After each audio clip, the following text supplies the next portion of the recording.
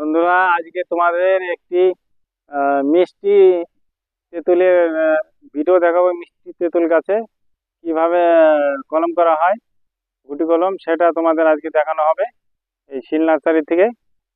বন্ধুরা, তোমরা প্রথম থেকে শেষ পর্যন্ত ভিডিওটা দেখবে, তাহলে তোমরাও বুঝতে পারবে যে মিষ্টি তেঁতুল গাছে কি করে কলম করা যায়।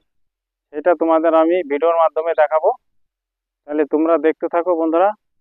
ভিডিওটা দেখে কারো ভালো লাগলে লাইক শেয়ার করে দেবে নতুন নতুন ভিডিও দেখার জন্য। তো বন্ধুরা, ভিডিওটা এবার দেখতে থাকো আমি কিভাবে কলমটা করছি। দেখো, এই দেখো নিচে এই একটা গিট থাকবে। এই গিটের নিচে এভাবে গোল করে কেটে নিতে হবে। এরকম করে গোল করে চামটা কেটে নিতে হবে হালকা করে। তার নিচে থেকে আবার 1 ইঞ্চি পরিমাণে নিচে আবার গোল করে এভাবে কেটে নিতে হবে। এই যেভাবে কেটে নিয়ে এবার ছালটাকে এভাবে হালকা করে এভাবে দিয়ে বিনাবো। এবার দেখো, এই দেখো, এভাবে হাত দিয়ে বিনিয়ে দিলাম। এই দেখো, এভাবে হাত দিয়ে বিনিয়ে দিলাম। এবার এই দেখো, সুন্দর কলমটা এবার আমার ছালটা বিনানো হয়ে গেল। এবার আমি হালকা করে এই নালাটাকে চেঁচে দেবো। এই যে, এবার আমার ছালটা বিনানো হয়ে গেছে। এবার নালাটাকে আমি চেঁচে দেবো এবার হালকা করে। এই যে, হালকা করে নালাটাকে আমি চেঁচে দেবো। এই দেখো, এই যে এরকম করে তোমরা চেঁচে দেবে। দেখলে তাহলে কিভাবে ভিডিওটা আমি এই দেখো, এই দেখো কি সুন্দর করে এবার চেঁচে দিয়েছি। এবার এই যেভাবে চেঁচে দিয়েছি, এবার আর কি কি লাগবে তোমাদের আমি সব দেখিয়ে দেবো ভিডিওর মাধ্যমে। দেখো বন্ধু, একটু মাটি এরকম মাটি লাগবে। ঠিক এতটুকু মাটি লাগবে, বেশি লাগবে না, এতটুকু মাটি দিলেই হবে। এবার আমি মাটিটা কিভাবে লাগাচ্ছি দেখো তোমরা। এই দেখো, এই যে গিটটা, এই গিটটা এই গিট থেকে 1 ইঞ্চি উপরে তুলে দেবো মাটিটা। আর এদিকে কাটা আছে, এই কাটা অংশ নেবেলে। এই দেখো, এই দেখো, এই যে আমি দিয়ে দিলাম মাটিটা এইভাবে সুন্দর করে এইভাবে, এই যে এভাবে দিয়ে দিলাম। এবার আমার কলম কেটে মাটি দেওয়া হয়ে গেল। এবার আমার লাগবে একটি টেপ।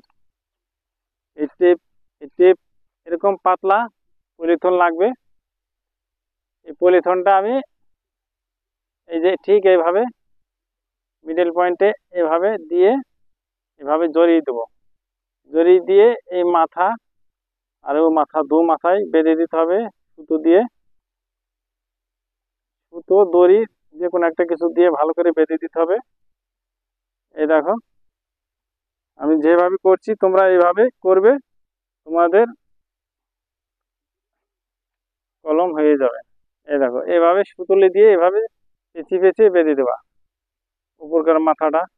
এবার বাঁধা, এই যে এটা আমার এই মাথা রেডি হয়ে গেল।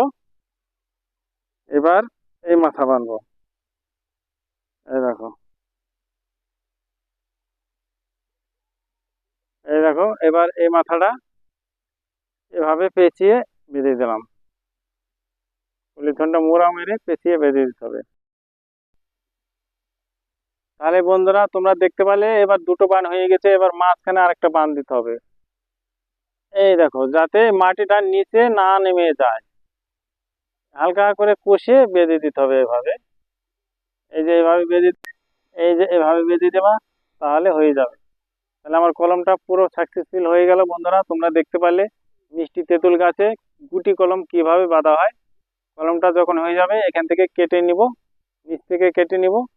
তারপর রেস্ট করে আমি কলমটি প্যাকেটে বসিয়ে দেবো, আমার জায়গায় রেখে দেবো, হয়ে যাবে। কলমটি হতে 1 মাস, 1 মাস টাইম লাগবে শিকড়টা হতে, তারপরে কাটা যাবে। এবার বন্ধুরা দেখতে পারলে কিভাবে তেঁতুল গাছে কলম করা হয়। তাহলে আমার ভিডিওটা দেখে কারো যদি ভালো লাগে লাইক শেয়ার করে দেবে নতুন নতুন ভিডিও দেখার জন্য। তোমরা তোমাদের মোবাইলে চলে যাবে। তাহলে বন্ধুরা, এই পর্যন্তই, আমার ভিডিওটা এখানে রাখছি। তাহলে